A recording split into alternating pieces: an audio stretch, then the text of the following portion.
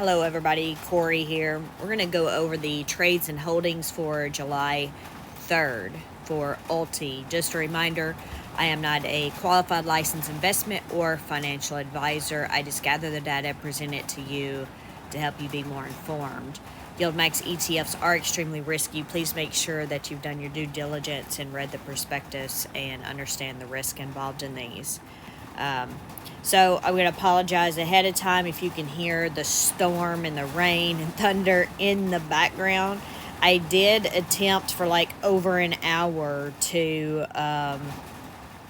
get the microphones and stuff that that they had got us when we went to the YieldMax event, and for the life of me, I can't get it to have no sound comes out. I can't even find YouTube videos to help me out with it. So I'm not sure what's wrong. So hopefully this will be okay and I can talk over the noise.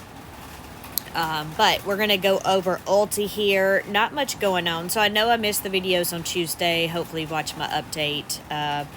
I did go and compare to see what happened as far as if any trades or anything happened. Only one thing actually happened, and I didn't catch this on Monday. But if you look here on the last video I did, like I said, I didn't catch it. But here they had too much. For HUT 8 here, you can see they had contracts listed at 5,952 when they didn't actually have that many stocks. And that came from the fact over here they added 423 here. But then, let's see, sorry, let me go back one here. So here they had 5529 and 552,900. And then looking here, I mean, they were way under the strike prices, so I don't know why they would get assigned or anything. But we have that, and then for the trades, they added 423, so that was fine. But then when you got over to the holdings, they were actually over. So hold on, let's look at, so 5529 here, and then this should have been almost 600,000. But then when you got here, it wasn't. So I'm not sure what happened, if it was an issue they had last week, because it doesn't make sense that they would have gotten assigned any because the stock price was way below the strike price. So I'm not sure where the disconnect came in, but obviously you can see the two shares do not equal this, which they should have. So instead of increasing this to make those two match, they have decreased this amount. Which you will be able to see. This was the third, the day, or the second technically. So you can see on the second they reduced that to 4,683 contracts. So that was the only change on Tuesday, was reducing this amount. Again, I'm not really sure why, because it doesn't appear that they could have been assigned, because the stock price was quite a bit underneath the strike price. And, the stocks from last week with the new stocks they purchased should have been added together. So I'm not sure what happened in the background. And, just note that sometimes when they do things and make corrections, we may not always see those things, because we only see what was posted right on the websites at certain times. If they correct anything outside of that, we usually won't see those. So that's the only change that happened on Tuesday. So and now that we're caught up with the change, we will go into this daily roundup so you can see all the stocks here. And the only reason these right here are yellow is because as of yesterday, even as of a little bit earlier, these are still saying loading, that they hadn't loaded yet. So those are still formulas. But now you can see them all. Of course, as soon as I go to sort the ranking, I guarantee you they're going to go away, because that's usually what happens. Because, oh, they didn't. I can't paste values on an iPad. I actually have to get to a computer to do it. Either that or hard type over all of these. But anyway, you can see our rankings here. We're at 96% IB for Carvana. Hut 8 has 95%. CleanSpark has 94%. So that's our top three. And then our lowest one is Kava Group down there at 54%. You can see we almost have 12 million in outstanding shares with net assets of 163.5 million.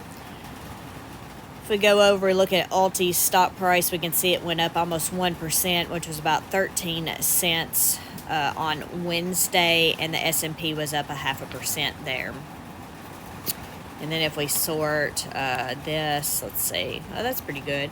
Most of these are in the green on Tuesday, so that's nice to see. We see some of the actually all of the Bitcoin related stocks were down, with addition of Hims and Hers. So we have Mara down 5, CleanSpark down 5, Hims and Hers down 3, MicroStrategy and Coinbase down 1%, and everybody else is green, even if it was just a little. But we can see our biggest ones down here. We have Sunrun was up 11%, ENVX was up 8%, Tesla up 7%, and Space Mobile up 6%.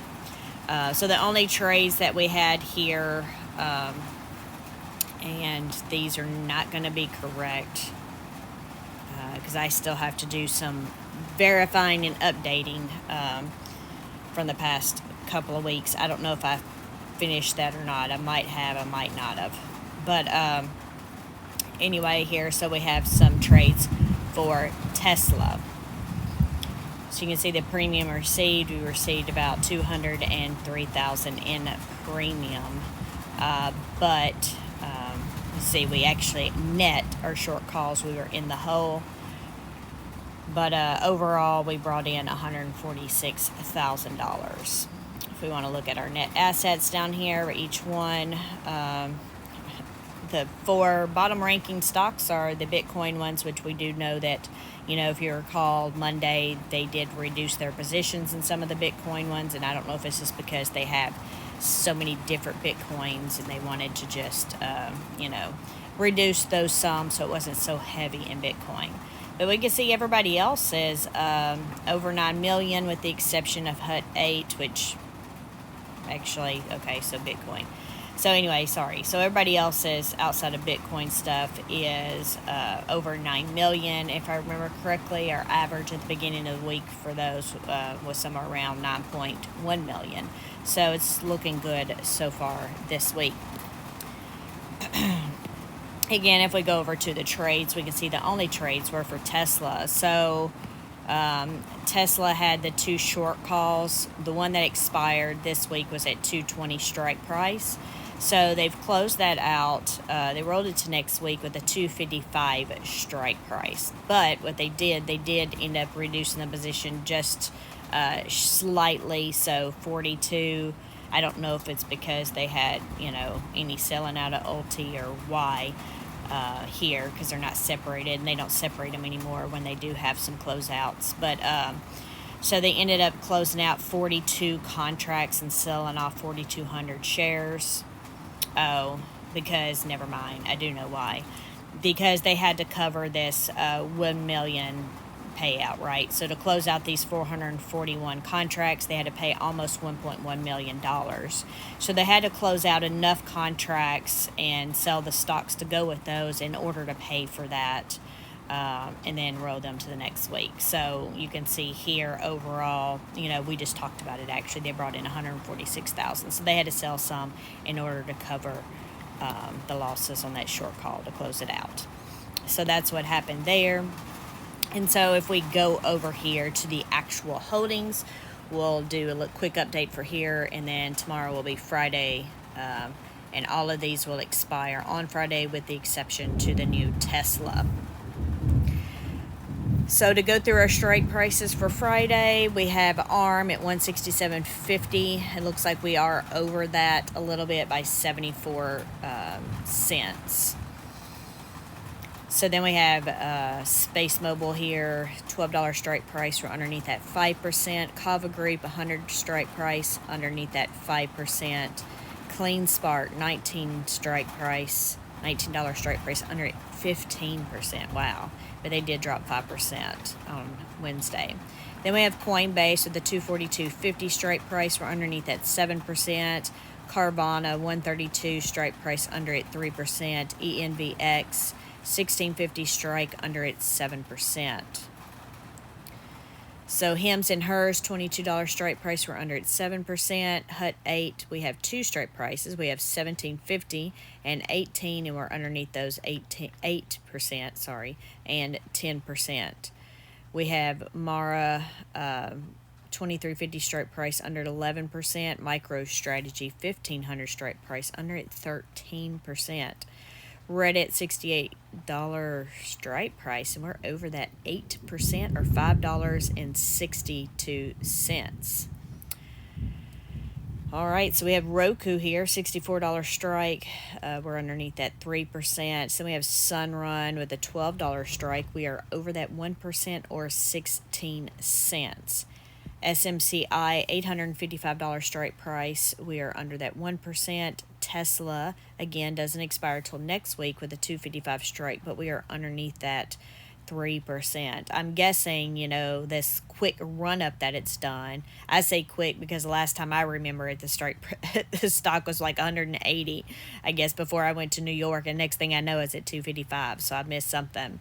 But I guess they don't, they thinking, they're looking at how much income they're going to get, but at the same time, you would think that they're not going to expect it to go up too much more here. And then we have Zim Shipping with the $24 strike price. We're underneath that 5%. So it looks like we have about 3 of these that are over their strike prices so far. Of course, one of them was only that one's 74 cents. Then we have 16 cents, and then we have $5.62. So we'll see where we end up on Friday, but 2 are right there on the edge. One of them is significantly over, and then Tesla has been on a tear as well. So we will see. But anyway, thanks for joining me, and I will talk to you all later. Bye.